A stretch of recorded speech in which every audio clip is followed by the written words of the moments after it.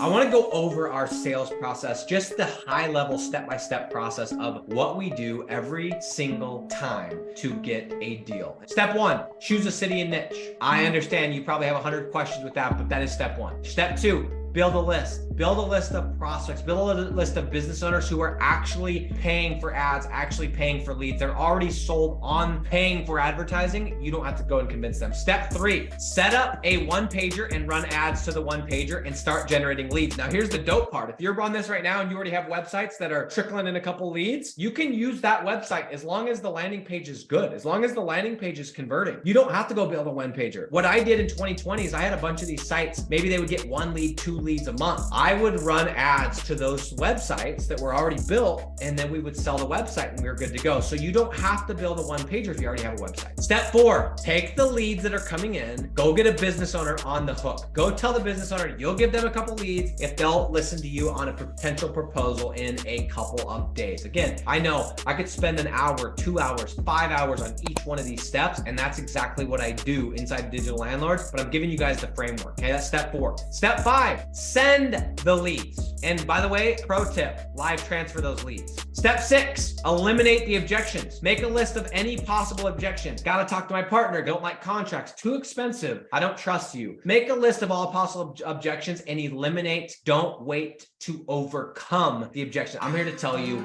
it is 100% more effective to eliminate the objection than to wait for the objection and try to overcome it. In step seven, get on a Zoom call. Yes, a Zoom call, not a phone call, and close the freaking deal. And then guess what? You take that money, you have a credit card, you have a contract, you use that to build out the website, to do the SEO, to do the GMB, and as it starts to rank, you can slowly turn down your ads and increase your profit margin. And by the way, following my method, the least amount you're gonna make is 40%. And I can explain that in future videos, and I have explained that, but I never make less than 40%. So even if I never rank my website, I am going to make 40%. That's including running ads, that's including spending money on hosting and domain. I make 40% and it only goes up from there. Tell me another business model that it starts at 40%. Most business models, and in fact, we just barely had somebody join our program that does drop shipping and sets up these stores and everything, and the margins are like 10%, dude.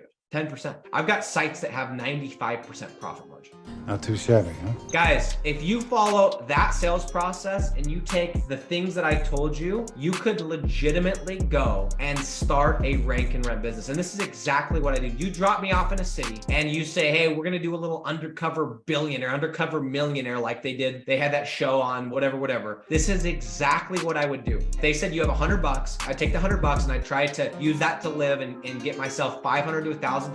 And I would go follow this exact same framework that I just laid out to go and get my first, second, third. That's how I get to 10K, like that, is I would literally follow this process. So again, just a quick recap is you need to use the rent then rank model. Guys, I think everyone gets into this and they hear these people talking, they go, oh, I need to do rank and rent because rent then rank, you got to spend money on ads. Duh, you got to spend money either way. And let's make sure that we have some context. We're talking about $500. We're talking about a couple $1,000 if you do this multiple times. You know what it costs to start a McDonald's? It's a minimum investment. You have to have like 1.2 to 2.6 or 2.8 cash, bro. To start a Jimmy John's, you need like 500K liquid. We need some context, guys. $500, $1,000. This is stupid. This is fake. Half the time I'm like, how is it possible there's a model that you can start for this amount of money and have the upside that we have, okay? Just a quick recap. We need to do rent and rank, and we need to get very specific on